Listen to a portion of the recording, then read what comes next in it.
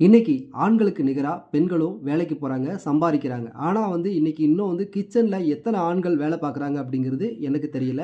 கிச்சன்ல அதாவது அ ஆணை விட அதிகமா பெண்கள் சம்பாரிச்சாலும், பசிச்சாலும் அவங்க தான் சமைக்கணும். அதுக்கப்புறம் நல்லது, கெட்டது, உடம்பு சரியில்ல எது பண்ணாலும் அந்த வீட்ல உள்ள பெண்மணிகள் தான் சமைக்கணும் அப்படிங்கிற ஒரு சூழல் இருக்குது. கிச்சன் அப்படிங்கிறது பெண்களுக்காக படைக்கப்பட்டது மட்டும் கிடையாதுங்க. பெண்கள் உடம்பு சரியில்ல அப்படின்னா, ஆண்களும் சமைக்கலாம். ஆண்கள் அவங்க வீட்ல, சொந்த வீட்ல தன்னோட பையனுக்கு, தன்னோட பொண்ணுக்கு, தன்னோட மனைவிக்கு சமைக்கிறதுல என்ன கௌரவ குறைச்சல் இருக்கு அப்படிங்கிறது தெரியல. இன்னைக்கு பல ஆண்கள் கிச்சன் பக்கமே போறது கிடையாது.